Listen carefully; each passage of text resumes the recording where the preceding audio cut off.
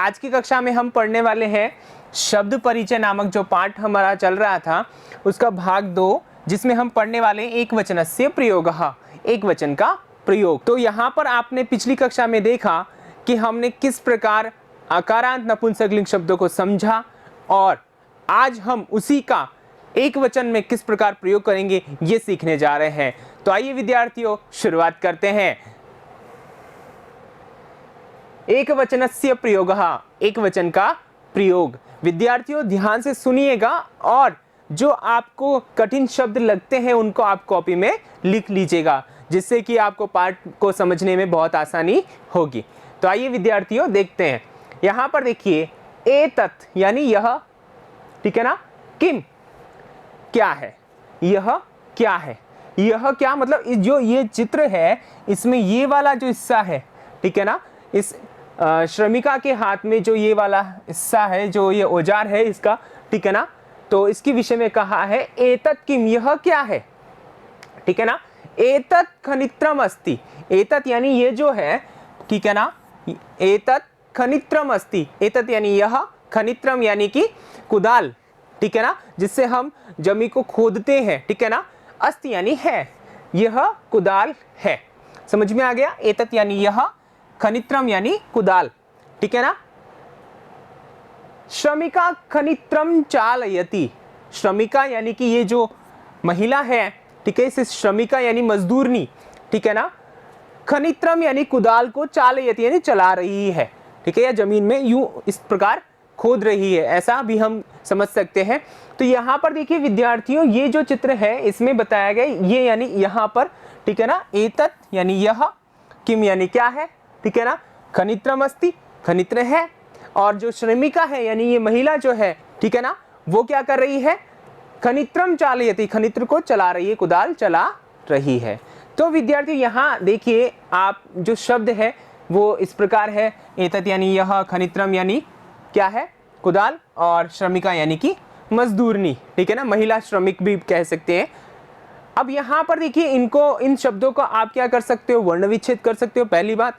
दूसरी बात यहाँ पर देखिए एतत् एक वचन है तो अस्ति क्रिया जो भी है वह एक वचन है, ठीक है ना, क्योंकि हम क्या पढ़ रहे हैं, एक वचनस्य प्रयोगः, ठीक है ना।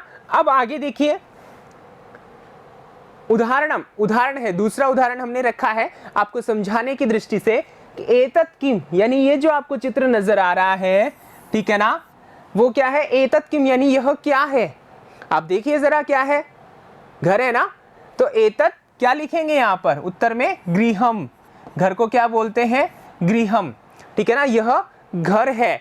अब विद्यार्थियों यहाँ पर देखिए एक तो आपको शब्दों की जानकारी हो रही है चित्र देख करके कि संस्कृत में इसको क्या बोलते हैं। दूसरा ये कि आपको इस तरीके से प्रश्न दे दिया जाए परीक्षा में तो आप आसानी से चित्र देख करके उत्तर रख सकते हैं, ठीक है ना। अब यहाँ पर दूसरा मैंने उदाहरण दिया है बिना चित्र वाला, एतत् यानी कि यहाँ पर देखिए मैंने एतत् दे दिया और रिक्त स्थान दे दिया और कोष्टक में आपके दे दिया पत्रम या पत्रे। अब यहाँ पर देखिए एतत् किस में है, एक वचन में है, ठीक है ना। आपको ध्यान होना चाहिए, हमने पढ़ा था एतत्, एते और एतानी, यही पढ़े थे ना। ये तो हमने पढ़ा था एक वचनम, ये पढ़ा था हमने द्विवचनम, और ये पढ़ा था हमने किसमें, बहुवचनम। तो अब यहाँ पर देखिए हम एक वचन की बात कर रहे हैं तो एतत् है, ठीक है ना। उसी प्रकार हमने संज्ञा शब्दों को भी पढ़ा था ना, जैसे कि हमने पढ़ा था पुस्तकम, पुस्तके और पुस्तकानी, यही पढ़ा था ना विद्यार्थियों पिछली वीडियो में। अब यहाँ पर देखिए आप खुद ही देखिए पत्रम आएगा या पत्रे आएगा, क्योंकि यहाँ पर द्विवचन तो है नहीं तो पत्रे नहीं आएगा ना, तो क्या आएगा, पत्रम। तो आप यहाँ क्या लिखेंगे, एतत् पत्रम। विद्यार्थियों समझ में आ रहा ना, ये दो तरीके हो गए। एक तरीका ऐसे भी हो सकता है, जैसे यहाँ पर देखिए क्या बताया मैंने, जैसे यहाँ रिक्त स्थान दे दिया और मैंने यहाँ लिख दिया फलम, ठीक है। अब यहाँ पर देखिए क्या आना चाहिए, एतत् आएगा या एते आएगा, अब आपको बताना है। तो विद्यार्थियों देखिए फलम है, एक वचन है, ठीक है ना, और यहाँ एते क्या है, द्विवचन है, तो समानता होनी चाहिए ना, तो यहाँ पर क्या आ जाएगा अपने पास में, एतत्।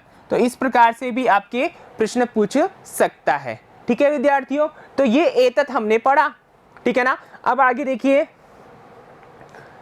तत् यानी वह, जो आपको जैसे मेरे हाथ का इशारा देखिए दूर का है, तो यानी वह, किम क्या है, वह क्या है, तत् विश्राम गृहम अस्ति, वह क्या है, विश्राम गृह है, विश्रामालय है, यानी विश्राम करने का स्थान है।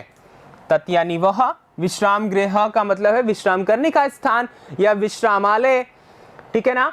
किम अत्र भित्तिकम अस्ति, क्या यहाँ पर भित्ति यानी दीवार, अस्ति यानी है, किम यानी क्या, अत्र यानी यहाँ पर इस चित्र में, ठीक है ना। यहाँ पर देखिए क्या दीवार है, ठीक है ना। भित्तिकम यानी दीवार, अस्ति यानी है, अत्र यानी यहाँ, भित्तिकम यानी दीवार, न अस्ति नहीं है, दीवार यहाँ पर नहीं है, ठीक है ना। तो यहाँ पर देखिए तत् यानी वह, विश्राम गृहम यानी विश्राम गृह या विश्रामालय या विश्राम करने का स्थान, अत्र यानी यहाँ, भित्तिकम यानी दीवार, ठीक है ना विद्यार्थियों। अब आगे और उदाहरण देखिए, यहाँ पर देखिए तत्किम यानी वह क्या है, तत्किम यानी वह क्या है, तो आप चित्र देख के बता सकते हैं क्या दिखाई दे रहा है आपको, मंदिर दिखाई दे रहा है, तो तत् मंदिरम, क्या लिखेंगे आप यहाँ पर, तत् मंदिरम, ठीक है विद्यार्थियों। अब यहाँ पर देखिए दूसरा उदाहरण, जैसे कि हमने पहले पढ़ा उसी प्रकार यहाँ पर देखिए तत् फलम फले, इसमें से क्या आएगा, तो आपको ध्यान होना चाहिए, एक वचनम जो हमने पढ़ा था उसमें हमने पढ़ा था तत्, और जो द्विवचनम था उसमें हमने क्या पढ़ा था, ते, और जो बहुवचनम था, ठीक है ना, उसमें हमने क्या पढ़ा था, तानी, यही पढ़ा था ना। अब यहाँ पर देखिए हम फल शब्द को ही ले लेते हैं, तो फल अगर यहाँ चलेगा एक वचन में तो फलम, और द्विवचन में चलेगा तो क्या, फले, और बहुवचन में फलानी, ठीक है विद्यार्थियों, समझ में आ रहा है ना। अब यहाँ पर हम किस प्रकार एडजस्ट करें, किस प्रकार हम सही करें, क्या भरें इसमें से, तो देखिए एक वचन में क्या बन रहा है, समझ में आ रहा है ना। तो यहाँ पर हम तत् लिखा हुआ है, इसका मतलब फलम आना है, क्या आएगा यहाँ पे, फलम, तत् फलम, तो इस प्रकार ये भरना है आपको। तो विद्यार्थियों आपने सीखा कि किस प्रकार से हम किन किन उदाहरणों से हम यहाँ पर प्रश्नों के उत्तर दे सकते हैं और एतत् और तत् का प्रयोग एक वचन में कर सकते हैं, वो भी अकारांत नपुंसक लिंग शब्दों के साथ में। तो मुझे उम्मीद है कि आपको ये समझ में आया होगा और आपने लिखा होगा। अगले जो वीडियो है उसमें हम पढ़ने वाले हैं द्विवचनस्य प्रयोगः। तब तक के लिए मेरे साथ बने रहिए, धन्यवादः।